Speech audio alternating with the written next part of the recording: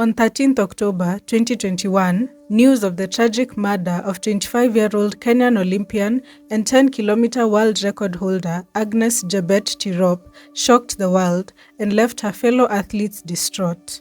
Her tragic death was not an isolated incident, but part of a larger issue of gender-based violence affecting their community. Agnes was the second female athlete in Iten to die at the hands of her partner. As police officers launched a manhunt for her husband, 41-year-old Ibrahim Rotich, Agnes's family, friends and colleagues called out the government and the sports authorities in the country for failing to protect their athletes.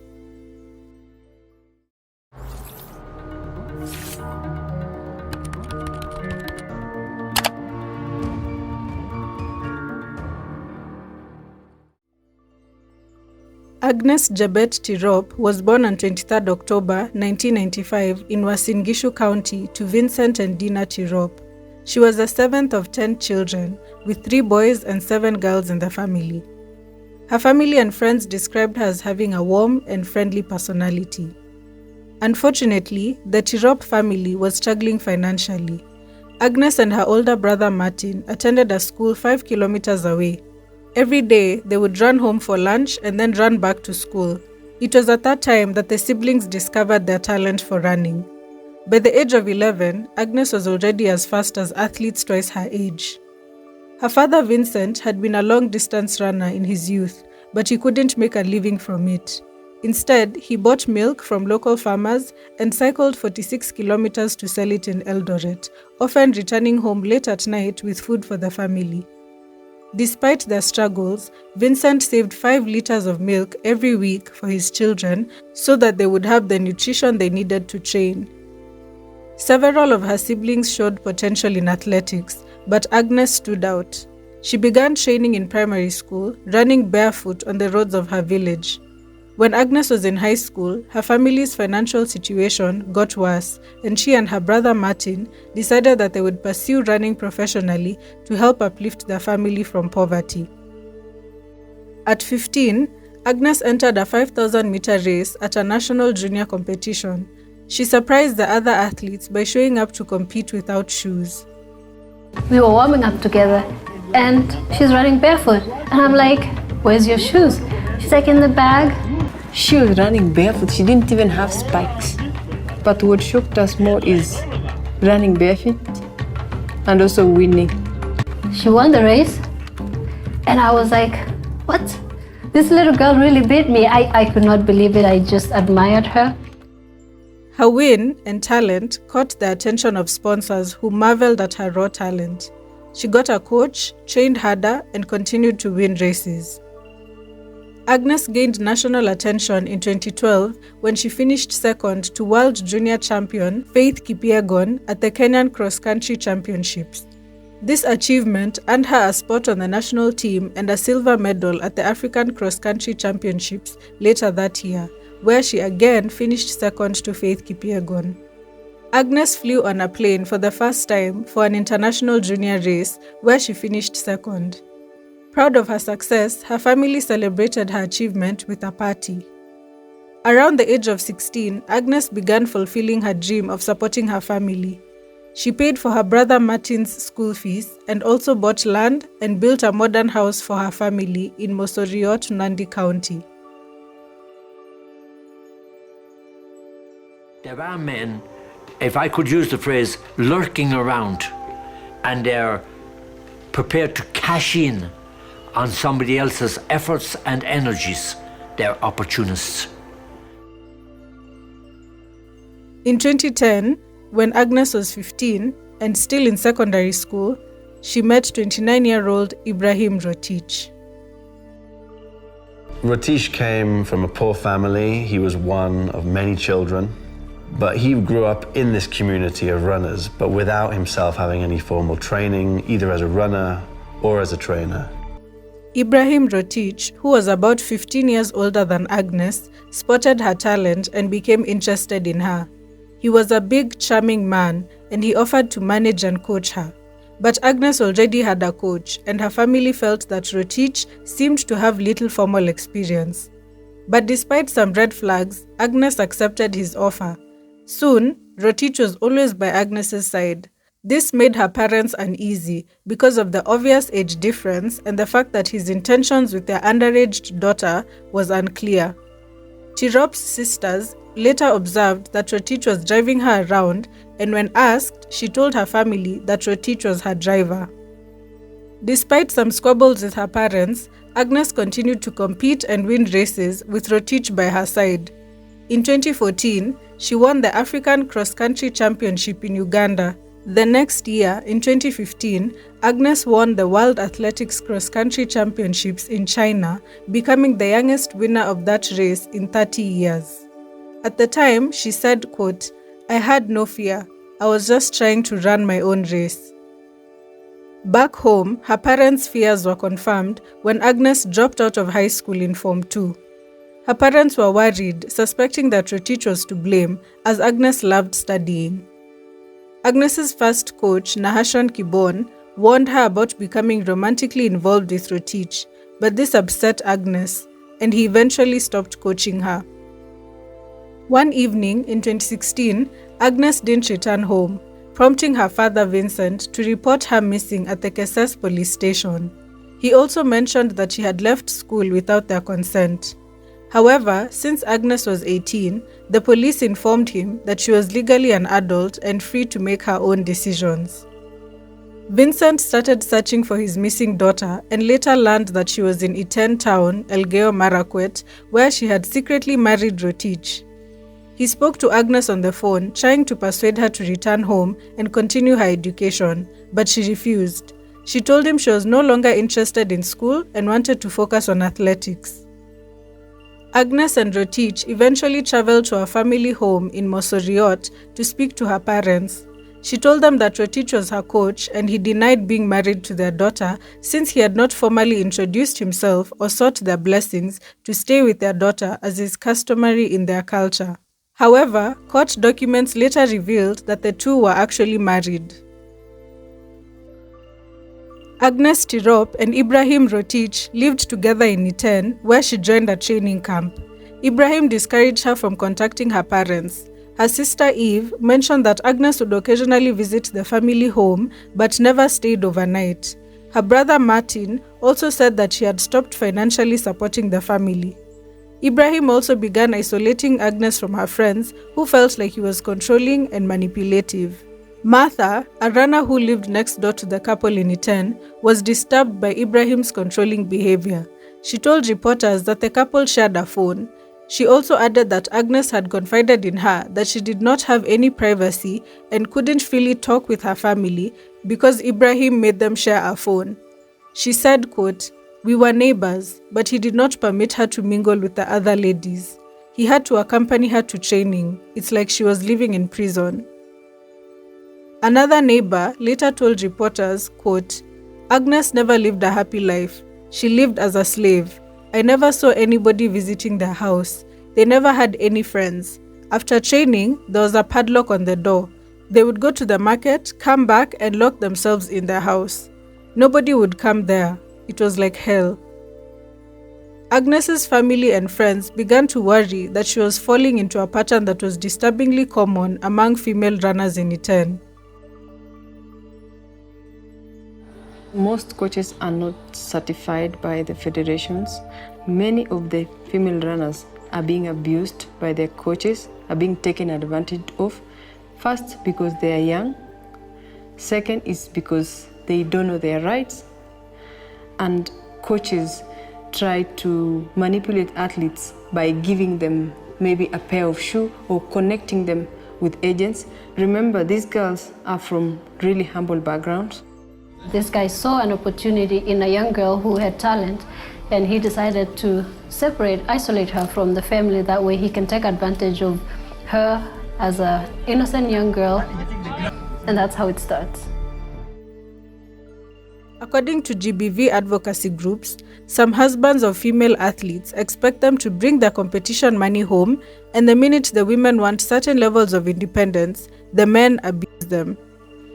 Around 2018, Agnes reconnected with her family. She asked her brother Martin to work as her pacemaker. Martin said that Ibrahim was always around and he couldn't separate them. Martin later revealed that Ibrahim would often keep the couple's shared phone with him and that it was connected to CCTV cameras installed in the house to specifically spy on Agnes. Despite the turmoil in her personal life, Agnes continued to dominate on the track, participating in competitions all over the world and securing sponsorships from huge companies such as Adidas. In 2020, Agnes represented Kenya at the Tokyo Olympics and came fourth in the 5,000-meter race. Before her trip to Tokyo, Agnes had decided to leave Ibrahim. She asked her brother Martin and sister Eve to meet her on the road between Eldoret and Iten. Martin noticed that something was different.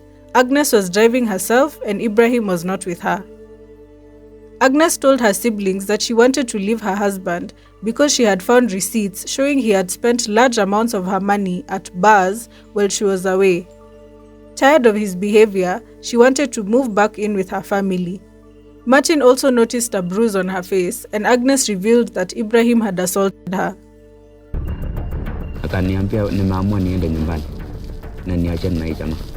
Huyu jamaa ana waste pesa yangu na yeye afanye chochote kwanza. To mean huyu jamaa alikuwa na target ya kujua fiti ya Agnes. Hakuwa akitaka relationship. Ibrahim had become convinced that Agnes was having an affair with her childhood friend who was now an Olympian. The friend had denied the affair and said that Ibrahim had grown paranoid and was harassing him. While the siblings talked, Ibrahim arrived angrily with 2 police officers claiming Agnes had stolen their car. The family went to the police station where the officers recognized Agnes and they let her go. However, a female officer warned Agnes to be very careful as Ibrahim seemed dangerous. Agnes went on to stay with her parents as she continued her training.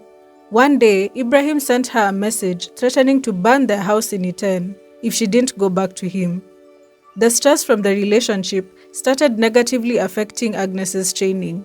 With the help of her brother and manager, Agnes went to stay in a training camp in Iten where she felt safe and comfortable and her performance improved.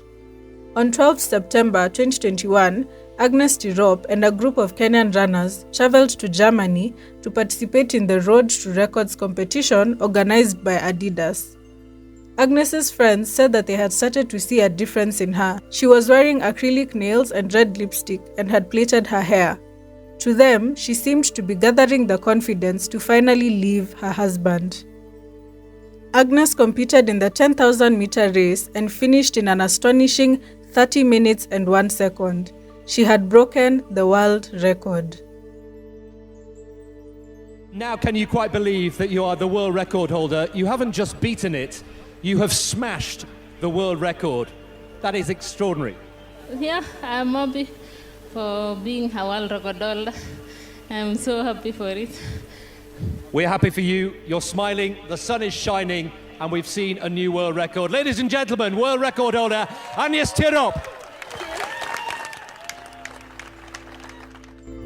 She had broken up with her husband, and I felt like she was a different woman.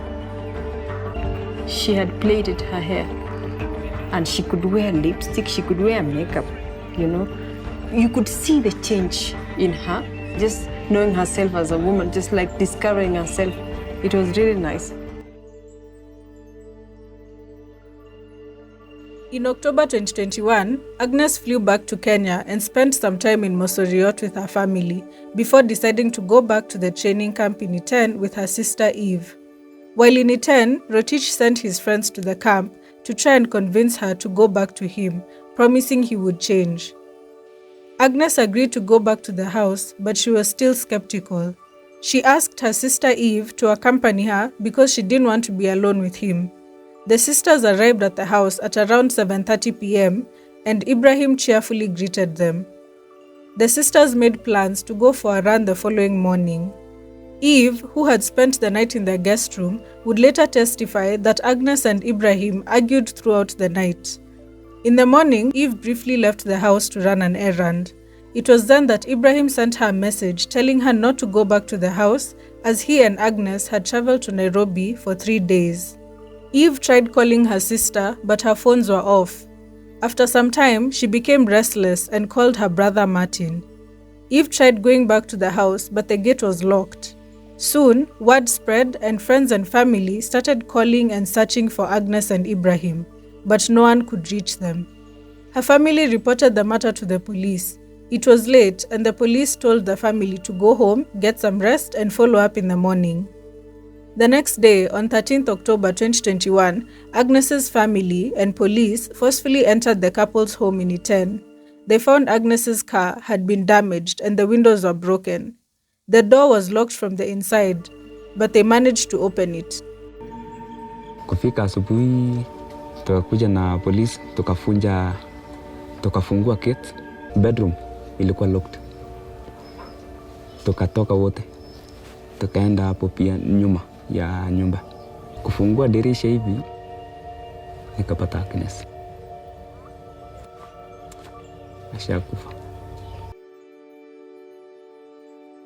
Agnes Tirop was found on her bed in a pool of blood. She had been beaten and stabbed on her neck and stomach, likely caused by a kitchen knife. A police investigation was launched and her husband, Ibrahim Rotich, became the prime suspect after his family reported that he had called them crying and asking for God's forgiveness for what he had done. As news of Agnes's death spread, messages of shock and condolences flooded social media from all over the world. Athletics Kenya, the sports governing body in the country, suspended all athletics competitions for 2 weeks as a mark of respect for Agnes. Kenyan President Uhuru Kenyatta expressed his sorrow in a Twitter post, saying, quote, "It is unsettling, utterly unfortunate, and very sad that we've lost a young and promising athlete who at 25 had brought our country so much glory." He condemned the criminal act and urged law enforcement to swiftly track down and apprehend those responsible so they could face justice. The manhunt for 41-year-old Ibrahim Rotich began after reports indicated that he was trying to flee the country. Police in Mombasa are holding Ibrahim Rotich, the prime suspect involved in the murder of Agnes Tirop, a 2-time world championship medalist who was found dead at her home in Iten. Detectives indicate that Rotich, who was in the company of a friend, arrived in Mombasa on Thursday. He was arrested in the evening at around 9 p.m. in a bar next to Chani police station in Changamwe. Police reports also indicate that Rotich was involved in a minor accident in Athi River as he was desperately trying to escape from the alleged crime. At around 9 p.m., Ibrahim Rotich was arrested along with another man he was traveling with. He also had Agnes's mobile phone with him. He was taken to Changamwe police station for interrogation before being transferred to Iten and charged with murder. In November 2021, Ibrahim appeared in a court in Iten under tight security, escorted by over 10 armed officers. Outside, there was commotion as the public gathered, eager to see the suspect. The court ruled that Rotich would be detained for 20 days to allow police to finish the investigation. The judge noted that Ibrahim was a flight risk as he had tried to flee to Mombasa and had not surrendered willingly. The court also noted that the situation in the village remained volatile, putting his safety at risk. Additionally, the court expressed concern that Ibrahim might attempt suicide as he had tried to do so before his arrest. On October 23, 2021, Agnes Tirop was laid to rest on what would have been her 26th birthday. Over 1,000 people, including prominent athletes and Kenyan politicians, attended the funeral. Family and friends mourned together, grieving the loss of the young athlete. Elite runner Viola Lagat delivered a speech in honor of Agnes, which became a rallying cry for female athletes in Kenya. Her words highlighted that Agnes's tragic death was not an isolated incident, but part of a larger issue of gender-based violence in their community and country. Today I'm here because of one issue. This gender-based violence issue. We're putting our sisters to rest, but we are also here to raise our voices. We need to be heard as women. We need people to understand that we are not tools. We are not anyone's property. If you're not going to do anything for me, for my sister, for my mother, and the generation to come, please go home. Some athletes called out Athletics Kenya, stating that when athletes report such issues to them, they are often told to handle their problems privately. They revealed that Agnes had confided in a representative from Athletics Kenya about the abuse she suffered from her husband. The representative spoke with both Agnes and Ibrahim and seemed focused on keeping Agnes's training on track and attempting to reconcile the couple instead of prioritizing her physical and mental safety. However, a member of Athletics Kenya's executive committee claimed he was unaware of Agnes's case but said the organization was now investigating abuse involving its athletes. Ibrahim Rotich's trial began in 2023. He had been in custody since his arrest in 2021. He claimed that he had invested heavily in Agnes's athletics career by supporting her training, assisting her, and covering her medical expenses. However, he said their relationship was plagued by constant fights due to his suspicions of her infidelity. Ibrahim allegedly admitted to police that he had killed Agnes but pleaded not guilty to her murder. He argued that he was provoked, claiming that Agnes had a demeaning conversation about him with her childhood friend and alleged lover on speakerphone, which pushed him over the edge.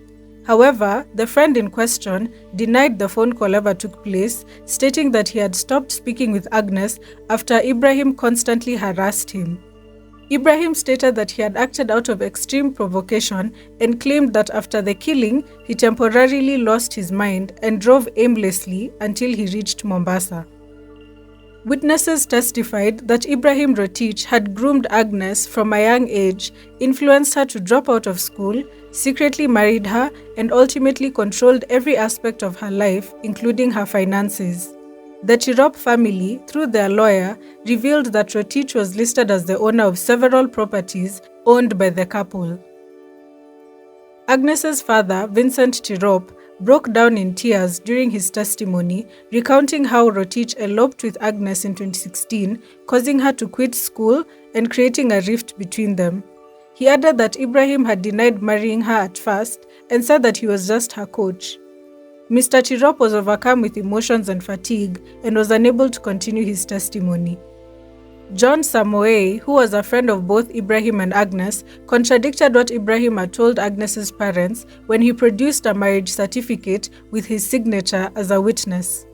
John revealed that he and his wife had accompanied Agnes and Ibrahim to register their marriage at the DC's office in Eldoret.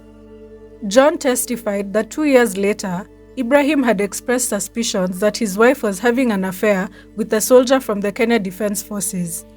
He testified that Ibrahim asked him to mediate and help reconcile the relationship due to concerns about the alleged affair with the military officer. John arranged a meeting between the couple at his home in Keses, and when they arrived, the couple seemed happy, and Ibrahim claimed that they had reconciled. Victor Koilel, who trained with Agnes, testified about his knowledge of her relationship with her husband up until her death. He detailed the interactions from April 2021 when they trained together for the Tokyo Olympics. Victor testified that after Agnes returned from Japan, she confided in him about her husband's excessive spending in clubs and said that Ibrahim had threatened to break her legs. During the trial, Ibrahim Rotich requested a plea bargain to reduce his charge to manslaughter, but the prosecution declined his request. He was also denied bail 4 times due to concerns about his safety and the possibility of him being a flight risk. However, on November 15, 2023, Eldoret High Court Judge Robert Wananda ruled that Ibrahim could be released.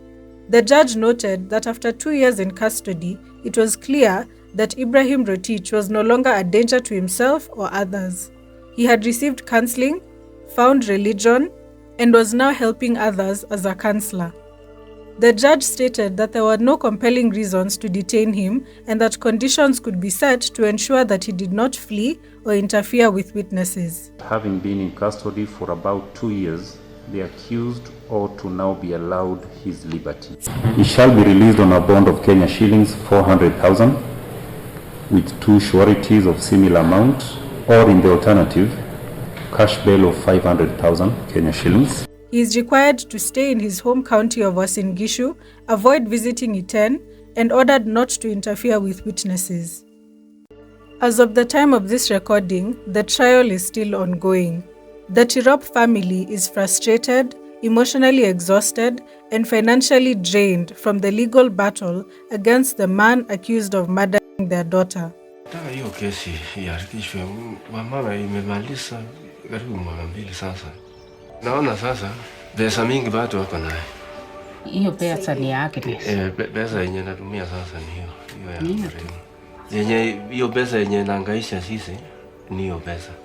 They have recovered some of their daughter's properties, but continue to seek justice for Agnes in court.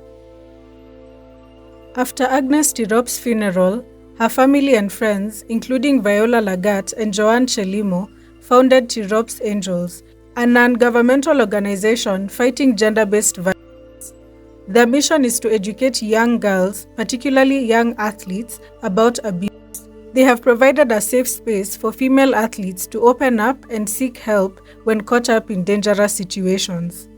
They hold awareness events in schools, camps, and churches and help women leave abusive relationships by connecting them with counselors and providing essentials like food, shelter, clothing, and running shoes. Tirop's Angels also promotes financial independence for female athletes and advocates for stronger penalties for abusers. They plan to establish a 24-hour hotline, counseling, and healthcare services for victims. Additionally, they push for better government support, law enforcement training, and resources for reporting abuse. The group advises young runners to be cautious with relationships involving coaches or trainers and encourages them to maintain control of their finances after marriage. Kenyan runners honored Agnes during the 2021 New York Marathon, and in March 2023, over 1,000 athletes participated in the inaugural Agnes Tirop Memorial Race in Kenya. Despite the progress the foundation has made, they acknowledge that their fight against gender-based violence is ongoing and remain committed to their mission. May Agnes Tirop's soul rest in peace. If you or anyone you know is experiencing gender-based violence, please reach out to organizations such as Usikimye or FIDA, which is the Federation of Women Lawyers in Kenya, that provide free legal aid to women and their children. If you would like to know more about Tirop's Angels or offer your support, you could reach out to them on their website or social media pages. So the trial is still ongoing in this case, and once that is finalized, I will give an update. Thank you so much for listening and watching until the end. I would like to know your thoughts on this case as always, and feel free to comment, but remember to be respectful and mindful of your words. I'd also like to thank all 5,092 of you for subscribing and interacting with my channel. Don't forget to like, share, and subscribe if you haven't already. My name is Faith Njoroge, and I will see you on the next one. Bye!